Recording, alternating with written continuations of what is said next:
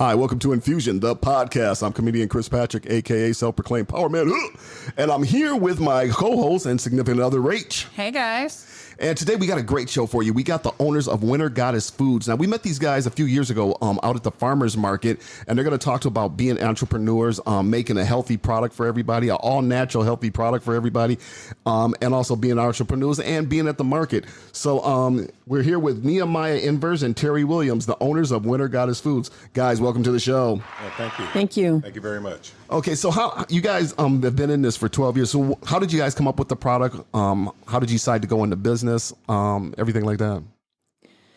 Well, it actually started with Nehemiah being injured. And okay, what was he injured with? He was working for TSA at the airport and ended up being injured on the job. Okay. To the point where he could not continue with the work, and we needed another income because we were at the time living on two incomes and suddenly not. Mm-hmm.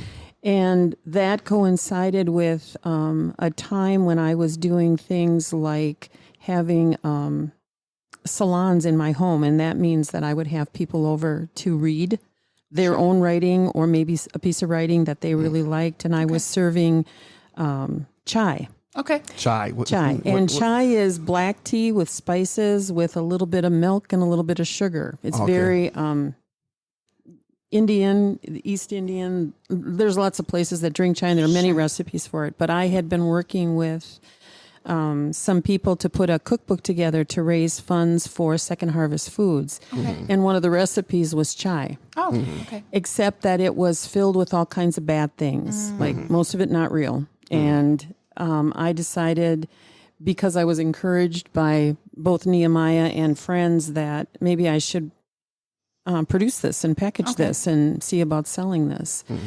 Except that I had to make it right. I had to make it real. So I worked on a recipe that included organic, fair trade ingredients, cleaned it up, took the creamer out, put in organic milk, that sort of thing. And that was our flagship product. Okay. And was chai tea? Chai. It's actually just chai. Oh, okay. Chai. The word chai means tea. Okay. So it's just chai. Okay. And we have several of them. One is just, as I described it, lightly sweetened with milk. And then we have a vegan version, which of course would not have any dairy in it.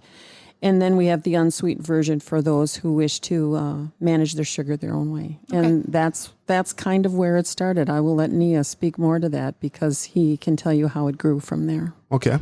Well, when Terry first served this at the salon, everyone raved about it. And they said, you should sell this stuff. Mm-hmm. And so Terry took it to heart, and we decided that we go into business. We thought, well, how do we do this? Right. We had neither one of us had ever run a business before. Right. And sat together. We did a little research and found, we found the local farmers market, which happened to be the Midtown Farmers Market. Mm-hmm. And so let's see if we can get in there and see if we can sell this. Sure.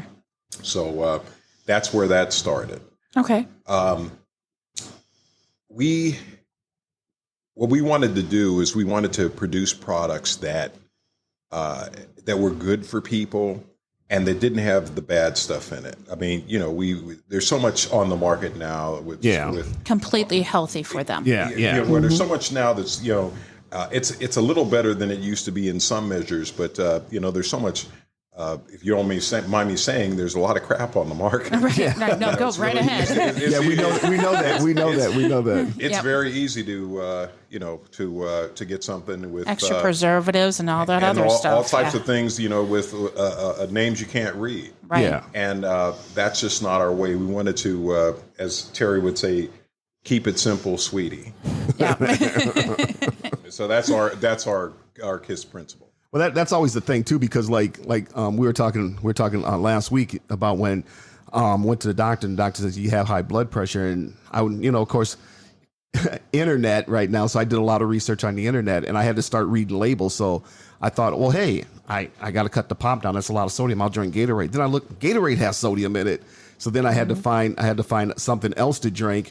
And that's the thing too, is you got to start reading labels, and you got to start looking at it, because like you said, there is a lot of stuff out on the market, and when you read the label, you're like, what I think I'm eating is healthy is not healthy, Exactly. It's like I know a lot of people drink like naked juice or something like that. When you read the label, this is all concentrated. You know. Yeah, and reading labels is absolutely essential. And if you're willing to put the work into it, you can create a product and you can consume a product that is not going to hurt you. Yeah. Like things with corn syrup. We don't use any corn syrup. We use no preservatives, no artificial anything. Now, it took a little while to figure that out because it's everywhere. Right. Right? It's everywhere. And if you're not reading and paying attention, I have looked at so many products that have corn syrup as the very first ingredient. Yes. And you wouldn't, and sugar where it shouldn't even be. So our job is not to talk you out of your treats. Right. Our job is to make a good treat for you. And a lot of people don't understand that corn syrup, when processed in the body, is sugar. Yeah. And the body really struggles Yes. Yeah. with corn syrup. Yeah. So it can't process it. So the candies that I make, no corn syrup. And it makes a difference. Yeah. Okay, well, you started out with the chai, and then how did you get into the granola? The granola and was it nuts that we got on the table here? Well, we do have that, but before we get into the nuts, Sure. just to give you a little story about the chai. Okay. This was the all natural was the first product that we ever had. Now we did some other things. We distributed coffee for a friend of ours at one time. Okay. But we were at an event and we were serving the chai up as samples. And a lady came by and just said it just smells so good. And I offered her a cup and she says, "No, I can't have it. I'm diabetic. I wish you had an unsweetened." And that's one of the reasons we try to be responsive to our people, Right. and to find out the things that they like. And we adjust accordingly as much as we can.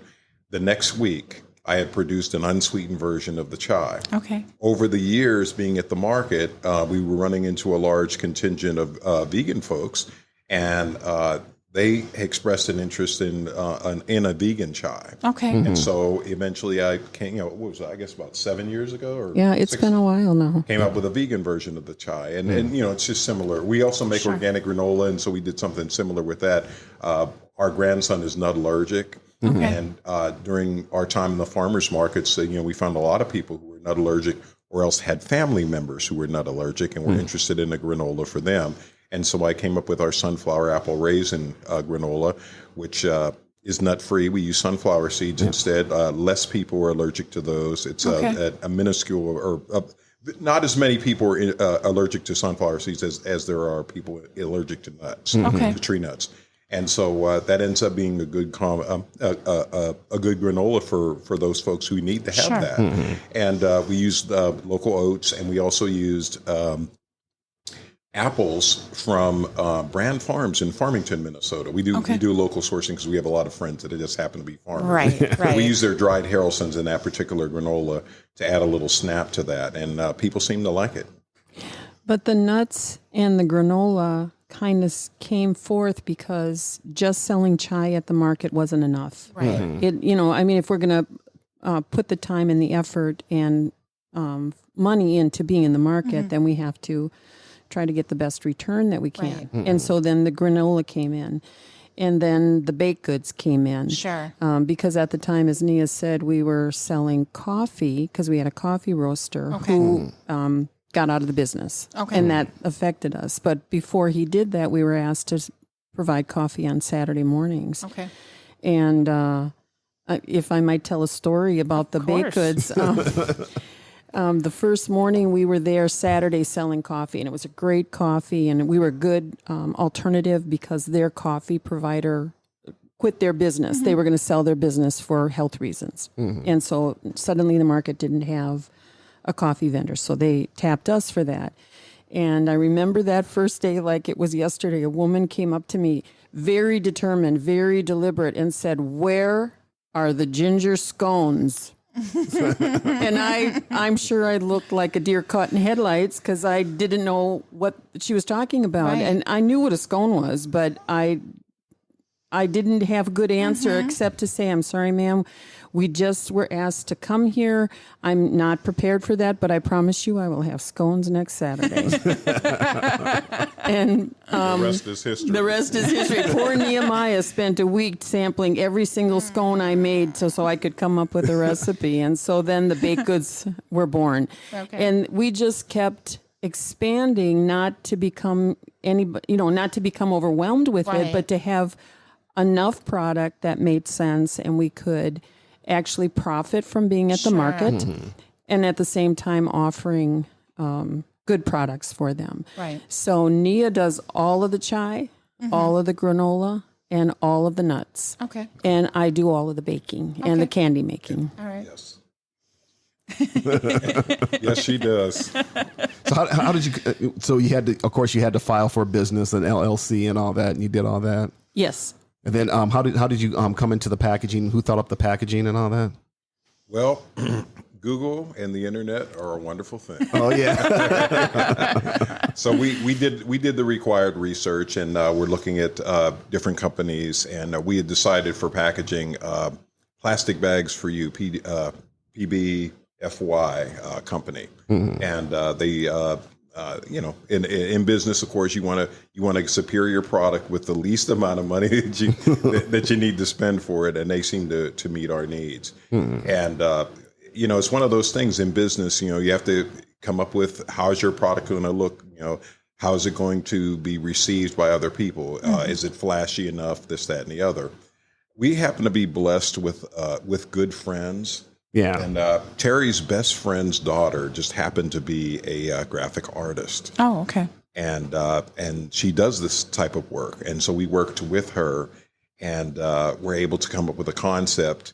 And now we actually have a product line. All the labels are slightly different, but they all follow the same theme. And then, of course, some of them are color coordinated depending on what the product is. Sure. And we've had quite a few people comment and ask us about our labeling and our packaging. We found that to have something like this, to have a line that actually looks good, attracts people to the table, and people are willing to. You catch their eye and they're willing to investigate. Right. So you always want to be on point with regard to your packaging and with regard to your labeling as well. Sure.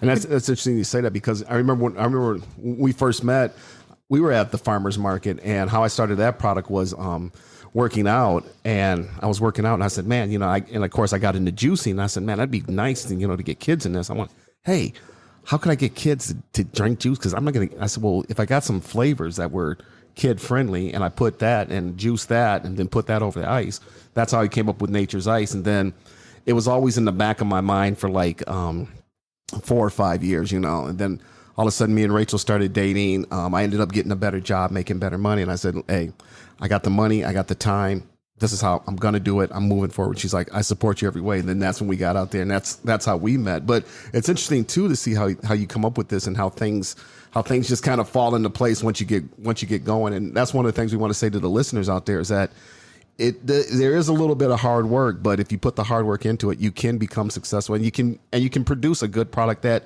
benefits everybody and benefits you. Yeah, I would agree with that, absolutely. And I would add to that, talking to other entrepreneurs who've been there. Yes. Yeah. Like, for example, if you look at the back of our package, you see the nutrition label. Well, we hadn't a clue how you did that. Right. But if we want to be in stores, which we are, you have to have proper labeling, and you have to have the proper information. And what is the proper information? And then you have to have, what is the number? What is that number called? What is this number? The barcode. The You have to have a barcode on there. You have to have that. And yeah, you can get all of that on the internet. You can find that stuff. But who's the best person to talk to? What is the best place to go? The people that have been there. And the people that have been there. That is absolutely right. So, yeah, there's a lot of heavy lifting. There's a lot of legwork, but the resources are out there. And some of the best ones are the person who's standing next to you at the farmer's market, because they've probably been there. That's exactly right. It's all about the experience. And now, we've been in business for quite a while, and we do our best to try to help new vendors. Right. We look forward to people pulling our coats to ask us different questions about different things. And when we're all strong, when each person tries to make somebody else stronger, then we're all stronger. Yeah, exactly. That's how the community works. Exactly. I want to tell you our philosophy with regard to what we do and how we do it. People ask us, why do our products taste so good? And we had one person said that we put magic into the food. Our magic actually is intent.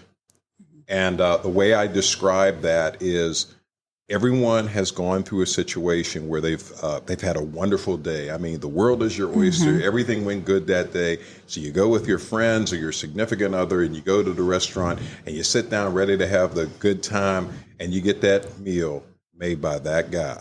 You know who I'm talking about. He hates the job, can't stand serving food to these stupid people and all this, that, and the other. And you end up with the worst meal you could ever have, and it brings the whole day down. Right. Yeah. But then on the other side, there's grandma. And grandma loves you. She wants the best for you. And when she cooks for you, she may not use the most expensive ingredients. She may not use the most expensive processes. But when you're done with that meal, you feel like you've eaten at a 5-star restaurant. And the reason is that she puts her love into that. She wants her intent is for you to be happy and for you to be satisfied. Right. So we kind of take that philosophy. We believe that there's power in food for good or for ill, depending on how it's made and how it's presented and the ingredients that are in that. And when we are making our products, we actually picture in our mind people eating or drinking our products with smiles on their faces. Sure. And being happy and being satisfied for what we make. So that's what we do. And then we do everything we can to try to make things positive around, when we're making it. And I usually have music going, so there might be a little classic rock in there. There might be a little electro swing. There might be chip tunes in there, or whatever. But something to raise my vibration, and in turn, that I believe all of that energy, that positive energy, goes into the food. Goes into the food, yeah. Absolutely. And that people taste it. Yeah, well, and I like that. I like that idea too. That you lost your job, and then instead of feeling sorry, you went, hey, you know what? Let's do this, and everything equaled out, Yes. It's interesting that you say that because we had a decision to make at some point. How much of us were we going to put into Winter Goddess Foods? And I had worked in higher ed for 25 years and believed that I would be there until I retired.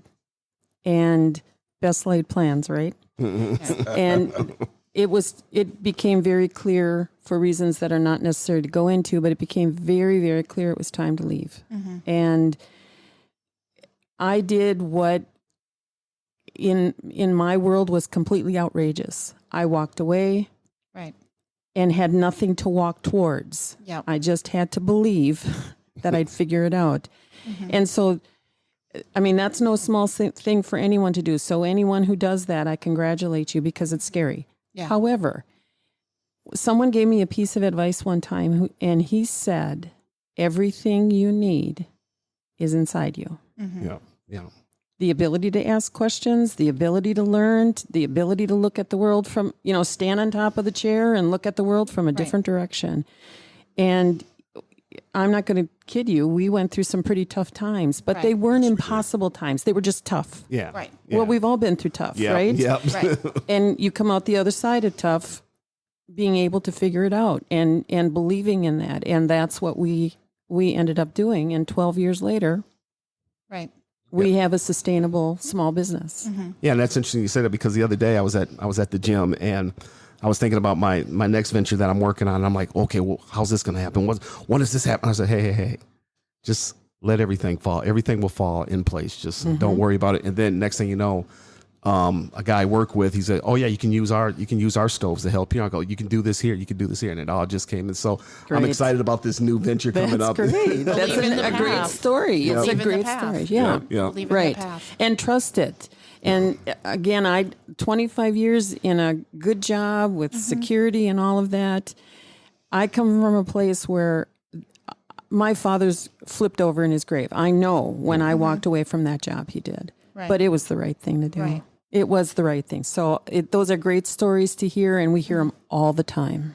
So you guys went to the farmers market, and you guys have called it a home. And you call it a family. The Midtown Farmers Market we're talking about. The Midtown Farmers Market. And you guys have went to other farmers market. Why do you call that a home and a family? Well, I have to say, at least for me, every farmer's market has a vibe, Right. no matter what it is. And we've been to a variety, and there are some that are very welcoming, very wonderful markets. And then there are others that, let's just say that the vendors are more money oriented than they are people oriented. Sure. So if you're standing around and you're not buying, they're not happy with you. Okay. And they would rather get you out of the way so they can get to someone. Get the buck. The thing about the Midtown Farmers Market, I always tell people, I said, it's the cool people that shop at Midtown. This is the old hippie market vibe sort of thing. Everyone is a community there. I've seen vendors many, many times. If someone's tent's being picked up by the wind, you'll see 5 vendors rushing to help that other vendor. You guys wrangle their definitely, tent. Nehemiah, you helped us that. Yep. Remember that? I remember that day there were 9 of us that lost our tents, and we were getting sandblasted by the residue from the construction right next door to us. So we're trying to sell things as we're getting pelted by sand coming at 40 miles an hour. So yes, that was a day.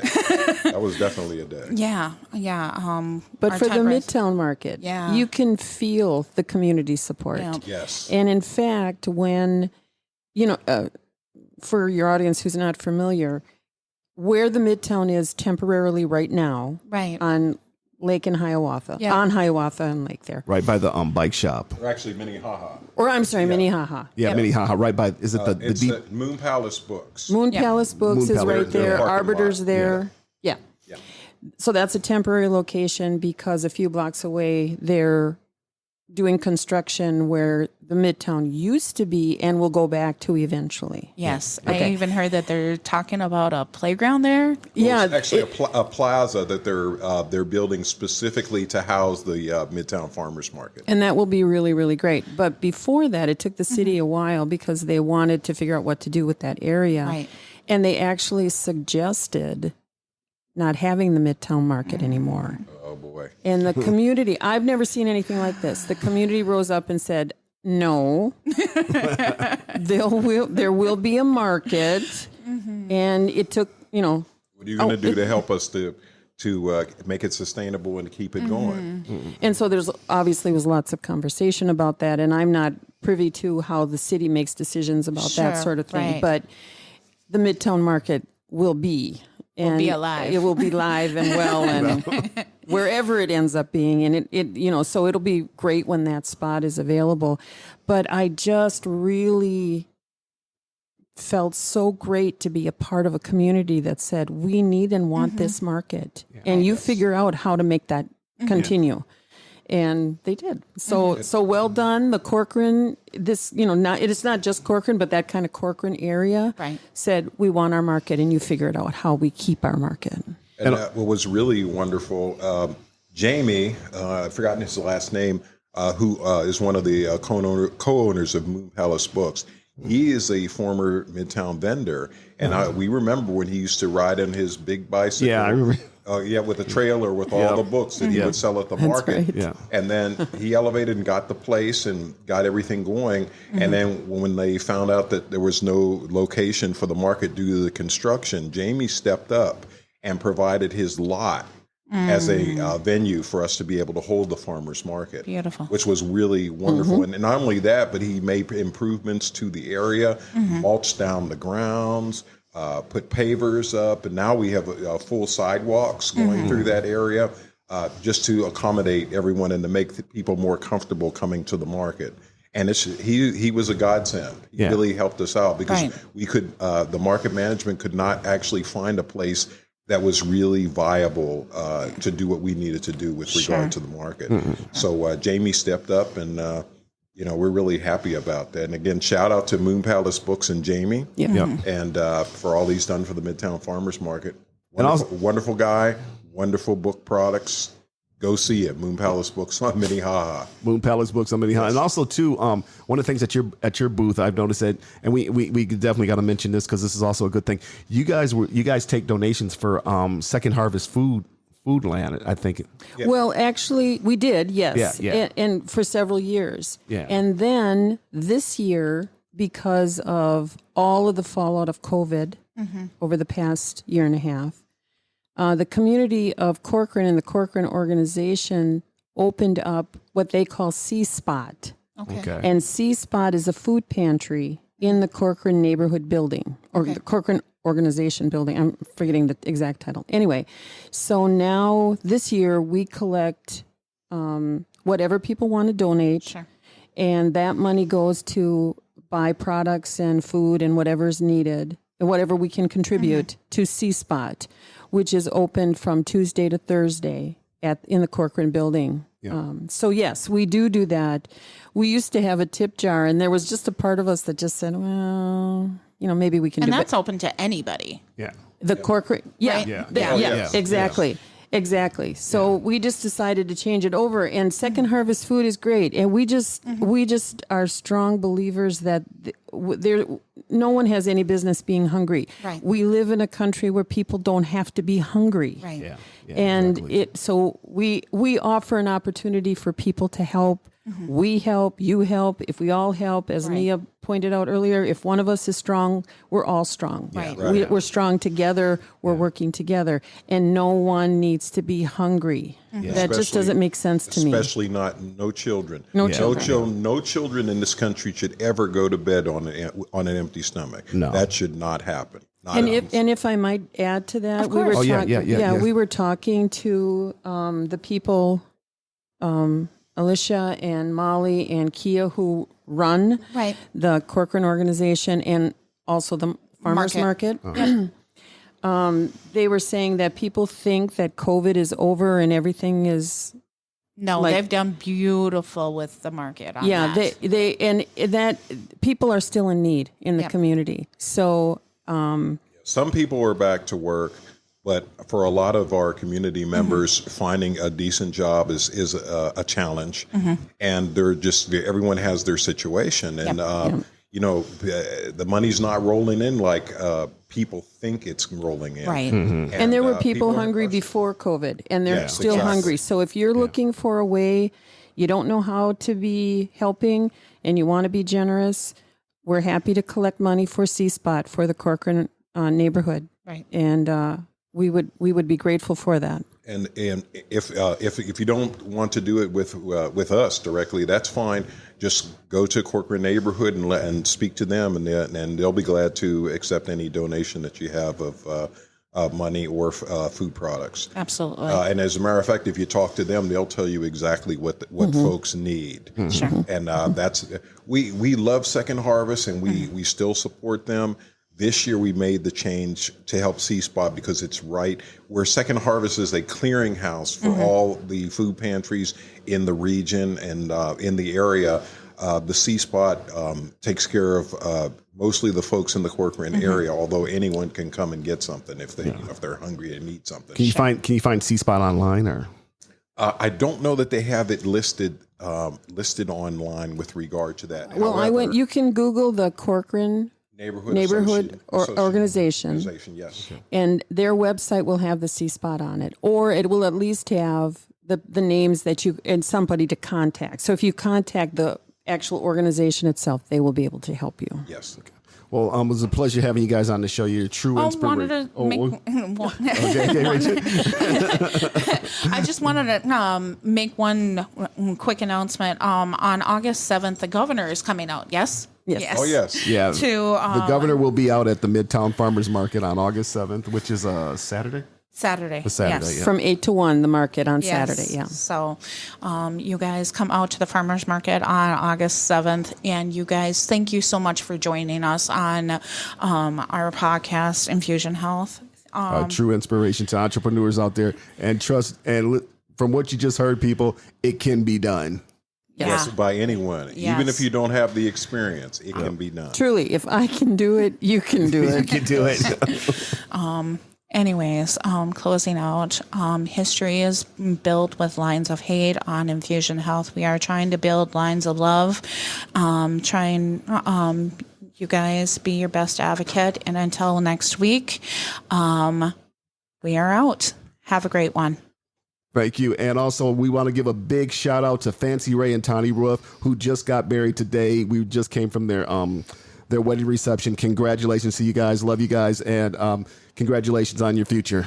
Thank you very much. Shout out to Fancy Ray and Tawny Wolf.